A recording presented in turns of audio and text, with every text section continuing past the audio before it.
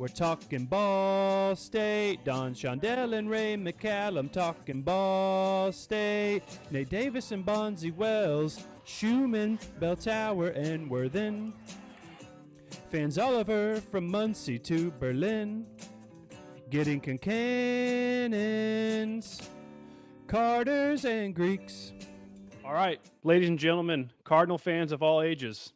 Unless you've been living under a rock this last 4 or 5 months, you're going to know exactly who our guest here is today. Live from his new house on some moving boxes here, we have Ball State football head coach Mike Uremovich. Coach, thank you so much for joining us today. No problem. The computer is on boxes, but I appreciate you guys having me on. Looking forward to it. Absolutely. So, Coach, it's been probably a pretty crazy, few months for you here. Let's go back to December real quick. How does this opportunity come across for you? You come off another great year at Butler. How does this happen? Does Jeff Mitchell reach out to you? You hear about the opening. Do you reach out to them? How does that kind of work getting, the coaching job at Ball State? Well, we had a very good year at Butler, obviously, and we had a good year the year before, and people had approached my agent and me with some opportunities, which I was not interested in. I wasn't looking for a job. I was very happy at Butler, and my family liked Indianapolis. And at the end of this season, when the situation happened at Ball State with Coach New being let go, my agent asked me, he said, "Is that something you'd be interested in?" And I said, "Well, that would be one I would be interested in, but I'd like to talk to you about that after the season." Mm-hmm. And then as soon as the season was over, obviously they started the interview process, and I think there was mutual interest there. And then I honestly was interested in the job, but got really excited about it. The more I talked with Jeff Mitchell, the more I learned about the school. I got to meet with some of the administration during the interview process, President Mearns. It got me more and more excited as we went. Okay. So you get the job. It's all announced. Everyone knows you're coming. You sit down in your office in Muncie for the first time. Who are the first coaches and players that you thought, I got to reach out to these guys as soon as I can to get them a part of my staff, get them a part of the roster? Yeah, and I've been through this 2 other times, as a head coach. So, and as an assistant, I can remember times when guys would call me and say, "Hey, if I get this job, would you go with me?" And I always hated that because a lot of times it didn't happen for them, mm-hmm. And so it wasn't until after before the last interview, when I knew I was down to the end of it, I reached out to the majority of the guys that are with us now and said, "Hey, I can't guarantee you this is going to happen, but I think I got a really good shot at it, and I'd really like you to come with." And they all said yes. So when I did get the position and we talked about accepting the position, I already had most of the staff lined out. There was a couple guys we still had to add, but so that's the nice part is when you're a sitting head coach, you have a pool of guys that are already working with you or have worked with you at other places. So the transition's pretty easy. Okay.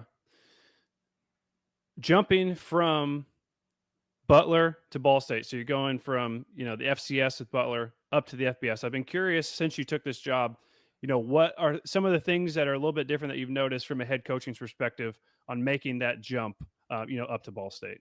It's really all the same, man. It's blocking and tackling and recruiting and getting your staff on the same page. And I know you guys don't like this, but I have spent some time in the MAC before at Northern Illinois. We're going to get to that. I've been in the conference. I've coached in the ACC. I've coached in the American. I've also coached high school, and I've coached Division III football and NAIA football. And the most disciplined, fundamentally sound, best coach teams usually win regardless of level. Obviously, it's a little bit different type of athlete, but it's a different athlete on both sides of the ball and in special teams. So if football is football, mm-hmm. You got to know your assignments. You got to be physical. You got to be disciplined. You got to be well coached. You got to have a team that believes in each other. That doesn't matter if it's freshman football or the NFL. Right. So now we're about about 6 months in now on the job. We've gone through the spring now. How do you think the spring went? I think the spring went really well. With the transition with our staff was easy because, like I said, most of us had worked together before. The challenging thing is you come in and you're new, so it's new for the returning players. And then we had 25 new players come in January, transfers in high school, mid-year enrollees. So, the first thing is we just need to get around our guys as much as we could and spend time with them as people and let them get to know us and their position coaches. And we talked some football in January and February. we hit football harder and we're conditioning and lifting the whole time. And then really the one goal I had in spring is we got a bunch of good coaches and there's a bunch of good football plays, but we need to make sure we knew how to practice, how we practice physically, how we handle thud tempo, how we do inside run, how we run on and off the field, how we approach special teams. So I told our staff, I don't care if we get anything else done other than that we know how to practice by the end of spring. But really, after 3 or 4 days of that, the kids did a great job with that. So we were able to get more and more into the schemes. And I was happy with the way spring went. I wouldn't say it if it wasn't true. We had 15 spring practices, and one of them was a bad one, where the guys weren't ready. And they know what I told them. There's one time that I didn't feel like we brought it. That doesn't mean we didn't make mistakes, all of that, whatever. I'm just talking about effort and energy and attitude. 14 to 15 is pretty good. And then, we got to do the spring showcase, and now we're back lifting. Actually, today was our first OTA. Okay. So we're back on the field with the guys today with a ball, and you get to do some drills and watch some film with them. So it really doesn't stop in getting ready for the season. Okay. Now, Colin was actually at the spring showcase. Colin, do you have any pointers for Coach U, what you saw while you're there? I do, Coach. I thought it was really interesting when I was there. I wasn't necessarily like super impressed with just D-line, offensive line at the time, but then I watched your WMUN interview a couple times, and you said that one of the most impressive position groups right now was the defensive line. So I was curious, what has there been anything that's been added since the spring practice, or maybe I was just missing a couple guys and I wasn't paying close enough attention to a certain couple guys. So I was just curious about that. Well, we've added 4D linemen, which you'll be released next week in this latest transfer portal window. But you also got to understand, in the spring game, it's a lot of ones versus twos versus ones. This guy doing this. We're trying to get everybody on the field and all that in the showcase. But as a whole, the group compared to where they started at the beginning of January to the end of spring, the D line, without a doubt, made the most progress. Okay. Some of the guys we added at the mid-year did a really nice job. Some of the returning guys have gained a bunch of weight. It's a group that we feel really good about going into the year, especially with the guys that we just added. I'm super excited to hear that too, Coach, because last year we didn't get a lot of sacks. And then our leading, the guy in the defensive line that was leading in sacks was actually Riley Tolsma. He had 5.5, and then he's gone this upcoming year. So I was just interested in how you're going to build on the lack of production, or, increase the little production that we did have, mostly from players who are actually gone. Yeah, I really like our pass rush with what we have in the room right now from the D end and our inside D tackle perspective. And then obviously, because of our depth at D end, we can get into some sub packages on 3rd down or 2 minute to get 3 or 4 D ends out there. I think that you'll like what we're able to do up front this year. And just honestly, I didn't watch much of the film from the previous year. We don't talk about it ever. It really is. And it'd be no different even if we were here last year. Mm-hmm. Football now is a 1-year thing. You have your team in the room, you have your staff in the room. You go as hard and as fast as you can for a year, and then your roster is going to change and flip, and seniors graduate, and then you attack it again. So with where we're at right now, I like our defensive line a lot. Okay. Coach, you mentioned not really watching the film from last year because so much changes.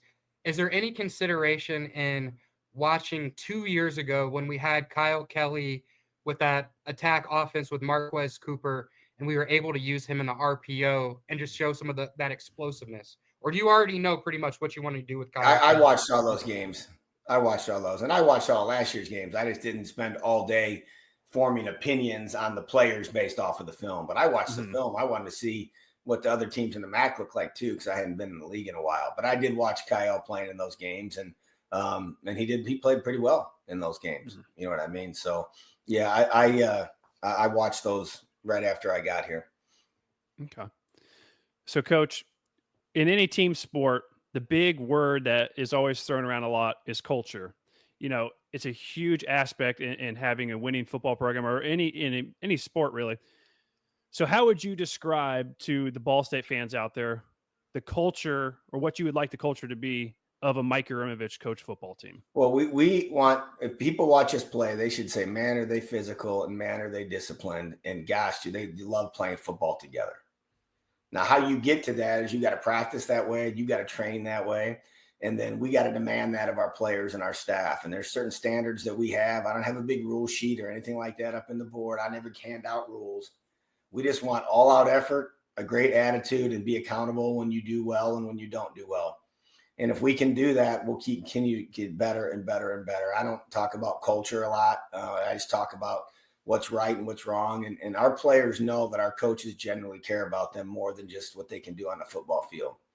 And when they know that they care about them as people as well as football players, and I know that our players care about our coaches, and I know that they have good relationships right now across the board. And that's when you win games in the fourth quarter, is when you look down and you're tired as hell, and you look at the guy next to you and he's gone through a bunch of real hard stuff in the summer and he didn't quit.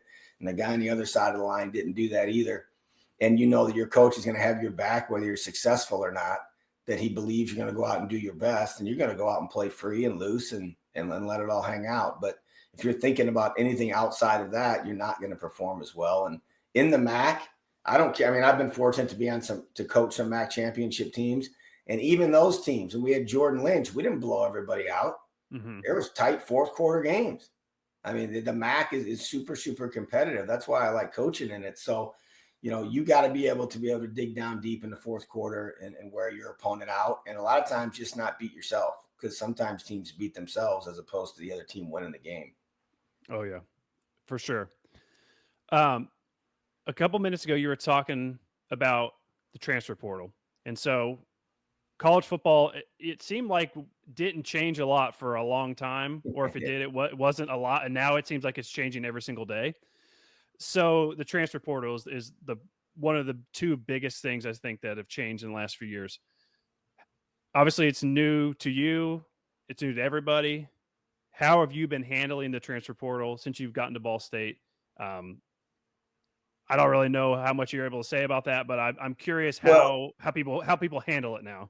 Well, whether you like the portal or not, it's here. Correct. So to sit around and complain about it does you no good. Mm-hmm. You know, I only worry about things that I can control. And so when Jeff Mitchell tells me the rules have changed in this regard, then we're going to go that direction. But whatever rules are in place, we have to utilize them to maximize our ability to get better at Ball State. So my first head coaching job briefly at St. Francis in Illinois, they weren't very good. And by our fourth season, because I had to recruit freshmen. By our fourth season, we had a winning record and then ended up turning the program around. Mm-hmm. Took us 4 years. When I got to Butler with our staff, we had 56 new players on our roster from the first year to the second year because of the transfer portal, and we won 7 games. I'm not saying that's going to happen here at Ball State next year, but I can tell you just as of today, we're done now, and we're going to have 54 new players on our roster from the December period to the spring period. So it allows you, when you're new, to address needs that you have, to strengthen areas of strength, and kind of get the roster where you as closer to where you want it than would have taken before with 4 years. Mm-hmm. The negative of that is when your guys are playing really well, they also have the opportunity to leave, you know, and that you just have to know that as a coach. You can't sit around and worry about what's going to happen with this guy, or how should I coach him, or what if he plays well. Our whole focus is this year. And after this year, we're not, and it's not that we're not developing guys. It's not, we're not recruiting high school players. It's none of that, but we're not going to worry about anything outside of this year. Mm-hmm. And then when the season's over, we'll say goodbye to our seniors, and we'll see who guy comes back. We'll get some transfers, some high school guys, and you're getting ready for 2026. I mean, that's just how it is now. Yeah. And right in lockstep with the transfer portal, we have name, image, and likeness, NIL, as everyone knows it.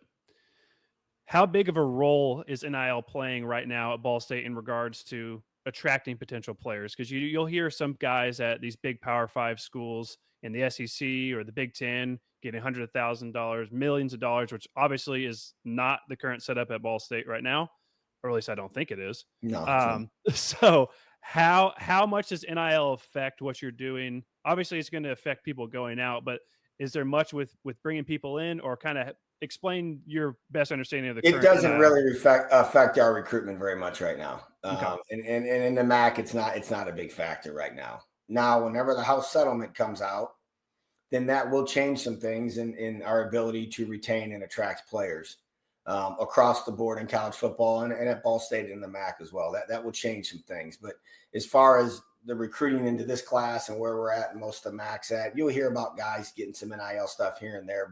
But no, it's not what Indiana's doing. It's not what Michigan's doing. It's not what Ohio State's doing. Okay. And for anyone who's listening right now, alumni, fans, former players, whoever it may be, what's the best way that you are aware of that Ball State fans, alumni can help with the NIL fund? You know, we hear about this feed the bird that we have. We don't really see much about it or hear much about it. So is that the best way for people to contribute No, to the the NIL best to way, help? honest to God, this is what I tell I'm going to speak to an alumni group tomorrow in Chicago. I don't like asking anybody for anything but their support. Just come out Okay. to a game. Okay. Come out to a game, watch our guys play, get back to your alma mater, enjoy a nice Saturday. We only have one Maction game this year, Yep. which is nice. So we get a bunch of Saturday games, which that's when college football was supposed to be played. Not that I don't like the Maction games because they're fun, Yeah. but there's something about a Saturday on a college campus when you got people tailgating and going to the football game. You don't get that atmosphere on a Tuesday or Wednesday night in the Maction. So Right. I'm happy that we have Saturday home games. Yeah, true. Usually, a lot of times with Ball State, how the schedule plays out, you know, you hit around Halloween and you have no more Saturday games. Yep. So it is nice this year. Colin, before I go on to anything, do you have anything else for coaches maybe popped up, in the last, handful of minutes? Not quite yet. I do have a bunch for the end, just on a Okay. rapid fire sort Yeah, of segment. But Colin's I'll got a wait. rapid I'll fire wait for it. section All awaiting right. you here in a few Hope I minutes. can pass it. Yeah, you'll Yeah. do just fine. So we talked with the transfer portal. With that comes talk of recruiting. When you're going out and finding people, guys who you're going to come play, what type of players are you looking for that you want them to become Ball State Cardinals? Who are Well, the players they we're got to looking for? be above the line athletically, obviously. So we hear about all these kids. We go to the high schools, we go to the camps, we talk to high school coaches, we do all of our homework, and then it ultimately comes down to evaluation of the film. All right. Mhm. And then if the kid is a good enough player, then how is he academically? Is he going to make it at Ball State? Is he serious about getting a degree? You get to know him, you get to know his family. But for me, they gotta. I don't care what position they are. They got to be physical football players, and they got to love playing football. If I watch a quarterback on film and every time he gets the ball, he runs out of bounds, that ain't the guy for us. I don't expect him to be running everybody over, but I don't expect him to be running away from contact either. Mhm. Obviously you want your defensive players physical. If we got an offensive lineman that also wrestles, and he's a tough kid, like you're looking for all these other angles to see how tough and physical they're going to be. But it starts with their ability, their academics, and then they got to love football because we're going to ask a lot out of them. And college football is really tough and it's challenging. And if you only love what football does for you and don't love football, you're Mhm. not going to make it in college because it is a full-time job. Oh yeah, for sure. Um, when we're looking at recruiting, obviously with the transfer portal now, there's so much more. It's almost like a whole, another realm of recruiting that's going on now. So how do you and the staff kind of split the focus between finding those kids coming out of high school and managing the transfer portal? Because obviously it's both are still super important. Yeah, we are still a developmental program, and we are still going to recruit high school players and develop them to being a good MAC football players, and some of them will become NFL players. Mhm. But we'll always start with the high school guys. We're not going to lose that. And honestly, because the way it's going, all the Power Four schools are only spending half their scholarships on high school guys anyways. The rest of them are going to transfer. So the quality of player that you can get in the MAC as a high school player has gone up over the Yeah. last couple of years because those guys used to be Big Ten players. At Butler, we got 3 or 4 guys the last couple of years that I told our staff I would have offered these guys at Northern Illinois if I was there. But they just kept getting knocked down because of the transfer spots. And then in regards to the portal, we need to address our needs in the portal. What we really need to do is do a really good job with all of the kids in the Midwest, get to know them. We just had a young man we thought we were going to get that's committing to a Big Ten school. I talked to him and his mother and wished him the best. I'm very happy for him. But the math is there's a 50% chance he's going to be in the portal in a year and a half. Mm. And I know they loved Ball State, and I know they loved our coaches, and I know he thought about really hard about playing here. So that's a guy that we know his coach, we know his academics, we know his mom, that those relationships built now will pay off down the road when those guys go in the portal.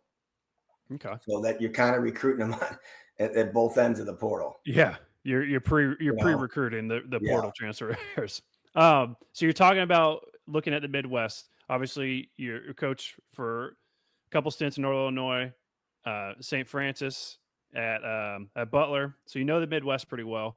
How do you guys break down the amount of time you recruit locally and then nationally? Because obviously you're always going to see people from all over the country. I'm curious kind of how do you find these guys from Florida or from Texas, and how much time do you spend, looking there as opposed to just in the Midwest? Well, our staff has areas, geographic areas broken up that include Indiana. Obviously, we started in Indiana, Illinois, Michigan, Ohio, Kentucky.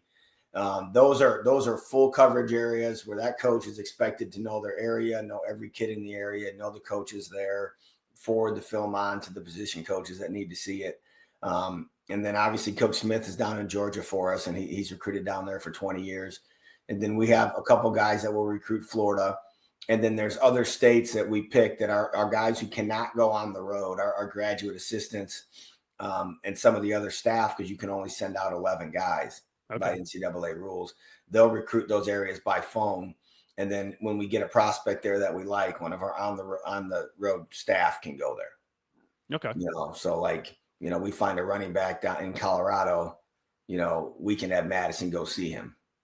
Okay. Because he can be on the road. But our focus is within 4.5, 5 hours of here. I mean, it's Indiana, Illinois, Ohio, Kentucky. There's so many good football players in that geographic area that can get to our place easy, that we're always going to look everywhere.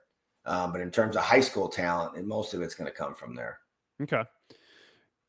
Coach, if Colin was a prospective high school player and you wanted him to come to Ball State, what would a 15, 20 second pitch to Colin sound like?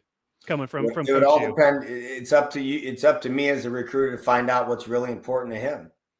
And then I got to show what Ball State can do for him in that area. There's some young men who make their decision based solely on academics. So I got to make sure that we have a good program for that guy to go get his degree while he's playing football. We have some guys that, I don't know what I want to major in. I just want to play Division I football. So that recruiting pitch is going to be a little more focused on how football can help them get their degree, but what we can do football-wise for them. We got a guy coming in this transfer class that all he wants to do is coach. He knows he's not going to play in the NFL, and he looked at our staff and said, 8 of these guys either played or GA'd for you. So if I come play for you, coach, can you help me get a GA job? Well, yeah, of course I can. So it's really different for every person. Think about it. Some kid says most important thing for me is being close to home. Well, if he's from Indy, we got a shot. If he's from Tampa Bay, we don't. Yeah. And if a guy says, I really want to get away from home, and he's down in Florida, well, that's a good shot for us. So every recruitment's different. And we talk about this as a staff all the time, is we're never going to lie to anybody, and we're never going to sugarcoat it. We're going to be exactly who we are, because they're going to find out when they get here. So we're going to be ourselves. We're going to recruit, but we're going to tell them what they're in for, all the positive experiences they're going to have. We're going to tell them how hard it's going to be and how rewarding it's going to be. So they're going to know that they're going to know what they're getting when they come here. Okay. Coach, I like that pitch, Coach. I think I'm picking Ball State. All right. He's coming. He's coming. I've got a 2-part question for you here. So I want to take the camera back a little bit, look at it big picture. Our last 4 years, 3-8, 4-6, 5-7, 6-6. We've been on a continual down kind of tread here. So the 2 questions is it nice knowing that the expectations or the goal of the fan base is just 6-6? We just need to get to 6-6, go to a bowl game, and 90% of fans will be happy with that. Is that easy knowing that, or is that comforting knowing that? And the second part of that is, can you feel the hunger of this fan base yet? How hungry the fans are? Have you had any interactions that really let you know how thirsty this fan base is for a really successful season?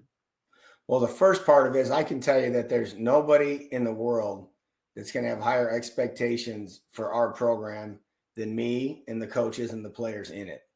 And I can also tell you that those expectations have nothing to do with anything on the outside. And I'm not just being honest with you. I've never once spent any time worrying about what the people outside the program expect of us, because I've been on teams that were supposed to be really good that weren't, and teams that were supposed to be not very good and ended up winning conference championships. So, I mean, I know that the Ball State fans want to win, but nobody wants to win more than I do, and nobody wants to win more than our staff and our players. So our expectations have nothing to do with outside forces. And I have talked to a lot of people in the community, and I do know that they are excited about maybe getting the program turned around because they want to win. Yes.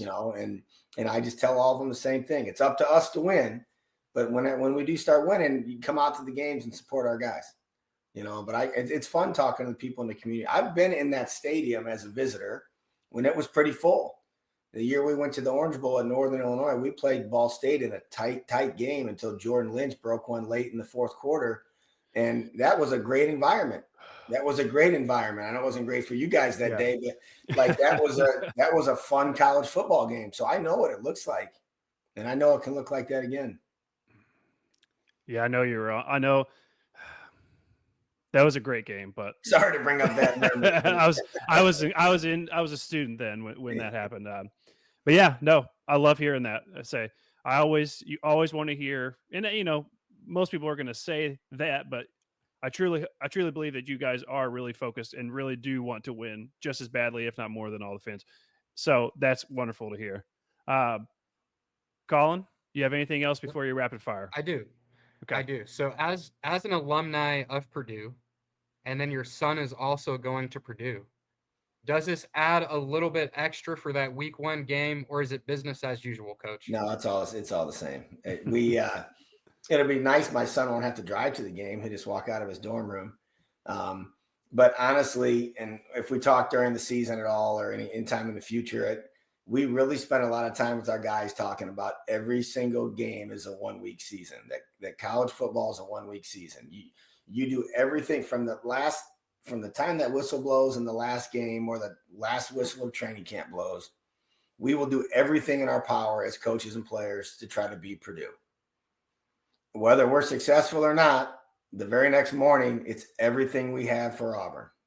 And then it's everything we have for New Hampshire. What you did before means nothing. What's coming up means nothing. Football is awesome because it's unique every week. You might go from a triple option team to a spread team you're trying to defend.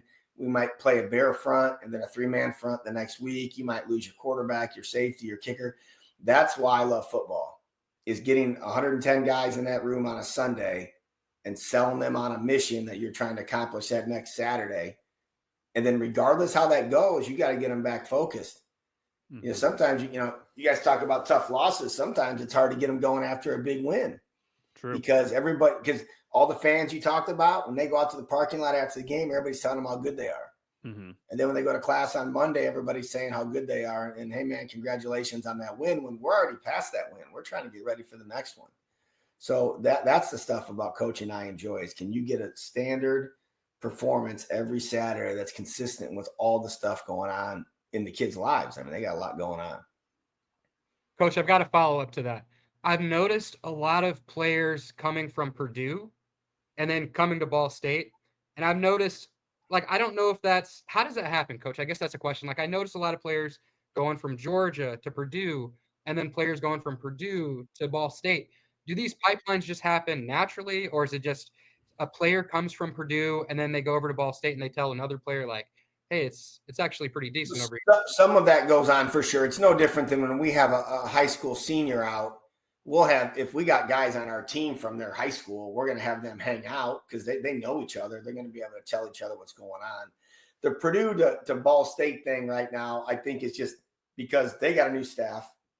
So their roster's changing, and those happen to be Indiana kids.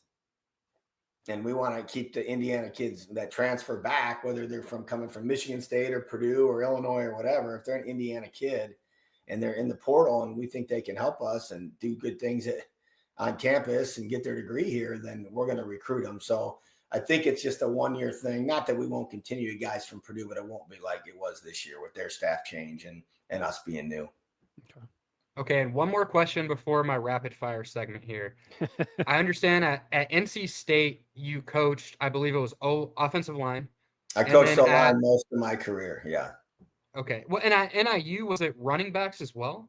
I coached running backs for a year there, and then I coached tight ends as well. Now, do you have a preference on what you coach? Do you find yourself more of an offensive coach then? And what is your favorite position group to coach? And offense versus defense versus special teams? What do you prefer there as well? You trying to get me in trouble with my team? There's no way in hell I'm going to pick one side of the ball that I like better. I love all of them. I like when we score a lot of points. I like when we create turnovers on defense. I like when we make kicks on special teams. And I love when we cover kickoffs and tackle them inside the 20-yard line. I was an O-line coach for a lot of my career. I've coached every position on offense. I've coached every position on offense I've coached at some point at the college level. The nice thing here now is what I did at Butler is I can still call the plays, but don't have to have a position group, which gives me a lot of opportunity to get around all the other position groups and the defensive players and the specialists throughout the course of the practice. So I'm biased to the O-line just because I spent so much time with them, and it's like a team within a team. And if you're not good there, you have no shot to be any good anywhere. Like if you don't, I don't care who you got, a quarterback, receiver, running back, don't matter. If you don't have a good offensive line, you're not going to be very good offensively. So that's probably my favorite if I had to pick one, but I got to stay away from there because Coach Barr, I coached him at NC State. He was a good player for us there, and he does an unbelievable job with them. And I just try to stay out of there so I don't screw him up. I just kind of walk around, and sometimes I get down there and I feel like I got to get out of there because he's a way better coach than I was. Okay, Coach, as someone that watched really closely this last year and the year before, what are some things that excite you about Kyle Kelly? I mean, he's athletic. I like the fact that he can run and throw the ball.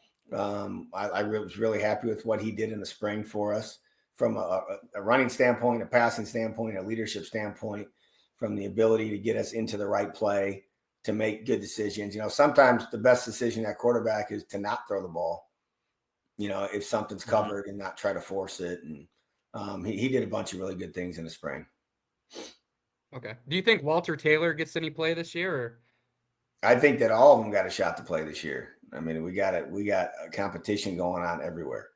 And our starting lineups will all be set that right before that Purdue game. But we just had, I mean, I just told you we got 18 more guys coming in here that just started yesterday. So, I mean, spring's important and guys definitely establish themselves, but training camp is truly going to be a training camp this year where we're trying to figure out our depth. And sometimes it's two real good guys at one spot. Let's say we got two really good guards. Well, if they're in our top five, we got to find a way to either move that guy to the other guard or put him at tackle. And same with D-line and the secondary. I mean, there's a lot of positions that I feel good about, but I can't tell you who's starting right now because they haven't earned it yet. Mm-hmm. Okay. Coach, I would be remiss if I didn't ask you with the recent switch over, Dancing Charlie or the original Cardinal Head? So I watched one of your shows because whenever I'm going to go on a podcast or get interviewed, I always want to know what I'm getting myself into. So I picked the one, and it just so happened to be the one that you guys had with the logo at the beginning. I hate the Dancing Charlie. I don't like it. I'm more split. I'm good with either of them. Colin is much more in the camp of Dancing Charlie. Oh, I know. He was all pissed off about it. I know. I was. This is a Ball State of the Union exclusive. When I think of Ball State, I think of the Cardinal Head. But that's all I knew. Yeah. You know, when I was in the MAC a few times. And then when they went to this, I don't hate it, but like I like if you're walking in an airport and you see that Cardinal Head, I think you know that's Ball State. I don't know if you would know what this was if it didn't say it on there. So we will be done wearing this July 1st. So we can bring it out one throwback game a year. We'll let you know. I know you like it so much. We'll make there you go. Perfect. But other than that, it'll be back to the old Cardinal on the regular one. I like. Coach, I don't know. Have you played College Football 25? I don't play video games past Sega Genesis because there's too many buttons on them for me. Fair enough. I've got that one too. But Coach, College Football 26 is coming out and you're actually featured in the game. My question for you is, how did that come about? And then I'm noticing even in the G5 programs and say like UMass, for example, they had their offensive coordinator and their defensive coordinator So do also we. featured with the head coach. So do we. But We're all in there. for both, but we are as well. Yeah, Couldn't I'm just gonna be honest with you. We don't. We could have put tweets out and promoted all that stuff. We got other stuff to worry about. So the way I understand it is you had to opt in as a coach. They couldn't just use your likeness. But every FBS school has their head coach and both coordinators on the game. Have you seen that's yourself breaking yet? news. No, I haven't. I don't You plan haven't on. seen I'm yourself. sure one of my boys will play. We'll the send game. it. We'll send it to you. Yeah, I just Oh, yeah. when I signed the thing, I just wrote, "Can you take off a couple pounds and add a little hair?" There you go. And, they never responded, so I don't think they thought it was funny. But I asked for that. Coach, we're into the lighter questions now, and besides the Dancing Charlie versus the original Cardinal letterhead, Yep. we are also mortal enemies in another way.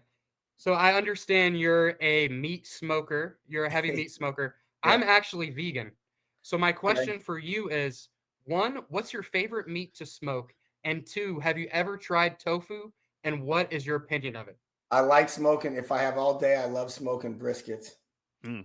If I got a short period of time, you can do ribs in about 4.5 hours. I have tried tofu. I'm not opposed to eating it. But my family owns a butcher shop up in Hobart, Indiana, Hobart Meats. So all my uncles are butchers. My dad owns it now. We've been around cooking whole hogs and lambs and all that our whole lives. So I'm like Ron Swanson. I just want to have two. Me too. Me too. Yeah. Coach, what part of the animal is a brisket? The brisket's the I want to say it's the front part of the animal. It's a real hard to cook. You got to smoke it for like 16 hours. Mm. Wow. It's a real tough piece of meat if you don't cook it that way. Final 3 rapid questions. Your first autograph you ever got? I think the first autograph I ever got was Rafael Palmeiro at a base. It was, I know that for a fact now. It was at a baseball card show when I was young. Okay. You guys even know who that was? He's a baseball player. I'm a big baseball the Cubs fan. then. Mm-hmm. The best autograph I ever got though was I got Walter Payton's autograph. Oh, very nice. He was my favorite player growing up. I actually sent him a letter, and he responded with autograph picture. I don't know if he signed it or someone else, but they sent it back then. That's 30 years ago. Very nice. That's incredible. Yeah. Coach, your favorite bowl game you ever played in? I mean, I don't know. I like all the bowl games. I enjoy watching the seniors in their bowl games because it's a situation where they know it's their last game. All of our families are on the trip, which is fun. I wish we'd have won a few more of them than we did. So, I mean, we won the Bitcoin Bowl was fun because we won it down in Tampa Bay. That was a good one. They're all fun though. It's fun for the wives and coaches, families to go, and most of the parents make the trip. So never had a bad time at a bowl game with the exception of the outcome of the game. Mm-hmm. And then, Coach, the best and worst on-field coaching memory. I don't know. I have a ton of good memories in coaching. Just through winning different games or watching guys step up and perform. It'd be hard for me to pick one. I could probably pick one at each school that I've been at, but it'd be hard to pick one. There's just so many of them. And at the time it's a big deal. And then another, I don't know. I'd have a hard time picking one of those. I wouldn't want to leave one out. But worst memory, I would probably say, just fresh in my mind, is this year when we at Butler, we had an opportunity to win our conference and playing the FCS playoffs and all that. And we didn't play very well against Drake. And that starts with coaching. And I don't know. I didn't like our game plan after the game. And I thought we had a good enough team. I thought our players worked hard enough.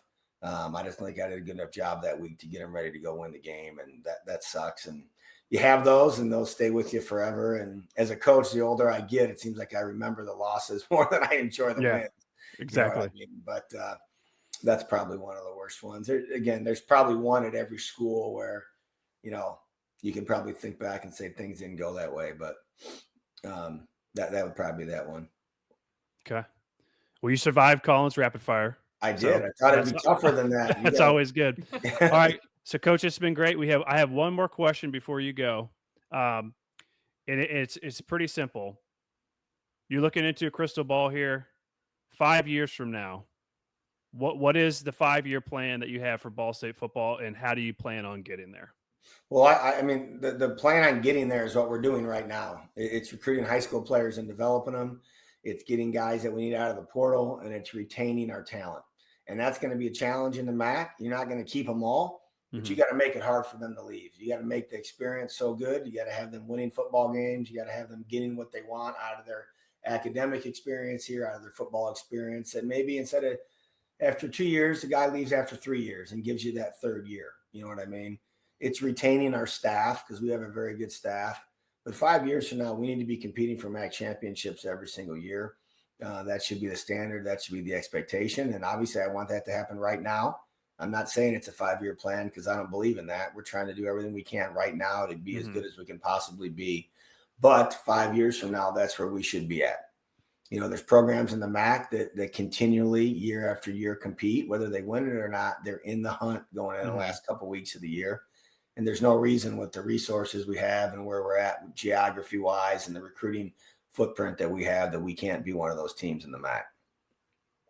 Perfect. That gives me chills, Coach. I want to be up there with Toledo and Miami of Ohio, Coach.